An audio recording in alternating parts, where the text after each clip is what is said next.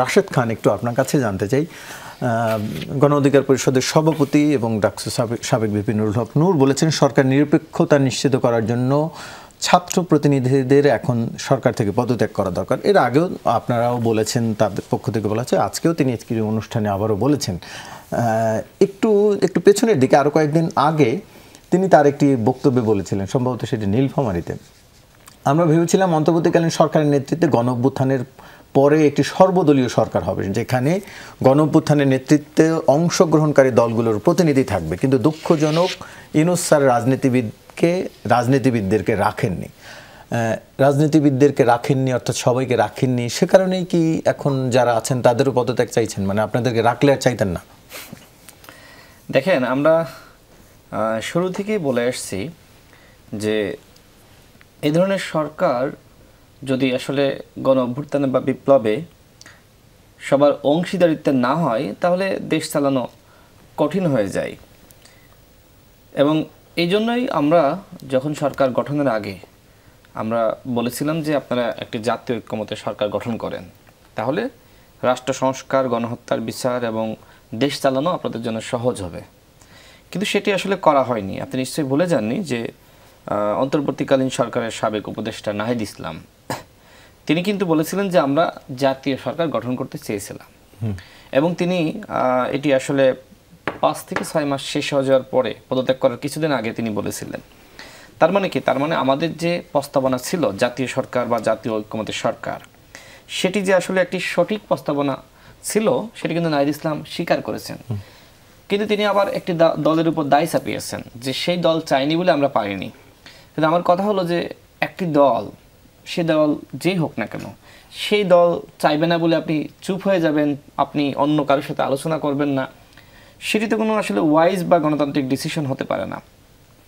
জনগণের আসলে আকাঙ্ক্ষা ছিল যে জাতীয় ঐক্যমত্যের সরকার, এবং সেখানে যারা বিপ্লবে অংশ নিয়েছে সবার অংশীদারিত্ব থাকবে। আমরা তো এই কথা শুধুমাত্র আমরা বলছি না, অনেক বুদ্ধিজীবী, অনেক গুরুত্বপূর্ণ ব্যক্তি এবং আরও বেশ কিছু রাজনৈতিক দল কিন্তু এই জাতীয় ঐক্যমত্যের সরকারের কথা কিন্তু বলেছে। এবং আমি মনে করি অনেক উপদেষ্টা এটি ফিল করেন, কারণ এই মুহূর্তে সরকার ঠিক আছে, হয়তো রমজানে যেটি আমাদের ছোট ভাই বললেন যে আসলে এক প্রকার আপনার প্রণোদনা দিয়ে তারা দেশ চালিয়েছে বা রমজানের বাজারটা আসলে ঠিক রেখেছে। কিন্তু এই যে আপনার প্রণোদনা, এটি আসলে সবসময় তো সরকার দিতে পারতেছে না। এই মুহূর্তে কিন্তু আবার সবজির দাম বা অন্যান্য জিনিসের দাম কিন্তু বেড়ে যাচ্ছে, চালের দাম বেড়ে যাচ্ছে বা অন্যান্য তেলের দাম বেড়ে যাচ্ছে। তার মানে সবসময় সরকার কিন্তু ওই যে প্রণোদনা দিতে পারবে না। তার মানে কি? তার মানে সবার অংশগ্রহণ থাকলে কিন্তু আবার দেশ চালানো সহজ হতো, সবাই কিন্তু সহযোগিতা করত। এই মুহূর্তে যেটি হচ্ছে যে অনেকে মনে করছে যে এই সরকার শুধুমাত্র এনসিপি সরকার, অথবা এই সরকার একটি গোষ্ঠী বা পক্ষের সরকার, আমি কেন সহযোগিতা করবো, আমি তো সরকারের বেনিফিশিয়ারি না। এই জন্যই আমরা সরকারকে যেটি আমরা বলেছি যে আপনারা আগামী ডিসেম্বর ইলেকশন দিবেন নাকি মার্চে দিবেন সেটি পরের বিষয়, যতদিন আপনারা ক্ষমতায় রয়েছেন আপনারা জাতীয় ঐক্যমত্যের একটি সরকার গঠন করেন, আপনারা উপদেষ্টা পরিষদ পুনর্গঠন করেন। কারণ উপদেষ্টা পরিষদ নিয়ে অনেক ধরনের বিতর্ক কিন্তু আছে, এবং সেই বিতর্ক কিন্তু কয়েকদিন পর পর কিন্তু আমাদের সামনে কিন্তু আসে। তো আমরা এখনও মনে করি যে আসলে যেহেতু আমাদের ছাত্র বন্ধুরা তারা একটি দল গঠন করেছে, এবং এখন বর্তমানে এনসিপি যিনি আহ্বায়ক নাহিদ ইসলাম, তিনি কি বলেছেন? তিনি বলেছেন যে এই মুহূর্তে আসলে বৈষম্য বিরোধী এবং সমন্বয়ক পরিচয়ের কোনো এক্সিস্টেন্স নাই। তার মানে কি?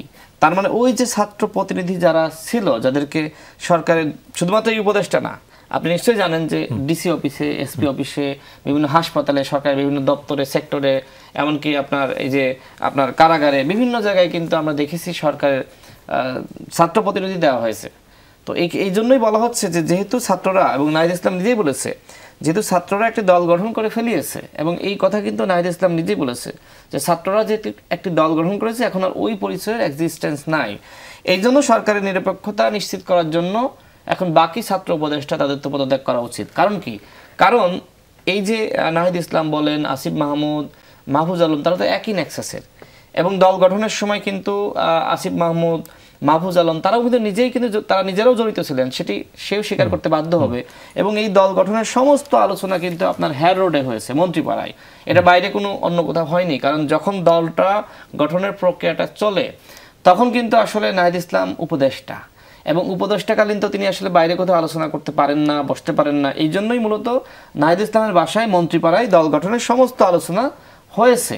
তো এখন যেহেতু একজন পদত্যাগ করেছে, বাকি দুজন যেহেতু দল গঠনের সাথে তারা সম্পৃক্ত ছিলেন, বাকি দুজন যদি এখন থাকেন তাহলে কি হবে? মনে হবে যে ওই বাকি দুজন এনসিপিকে নানানভাবে সহযোগিতা করতেছে, পিছন থেকে প্যাট্রোনাইজ করতেছে। এই জন্য আমরা বলছি, যেহেতু অন্তর্বর্তীকালীন সরকারের প্রধান দায়িত্ব রাষ্ট্র সংস্কার করা, গণহত্যার বিচার করা, আওয়ামী লীগকে নিষিদ্ধ করা, এবং অন্যতম দায়িত্ব, এগুলোর পরে কিন্তু অন্যতম দায়িত্ব একটি অবাধ সুষ্ঠু নিরপেক্ষ নির্বাচনটা দেওয়া। আমি 30 সেকেন্ডে শেষ করে দিই।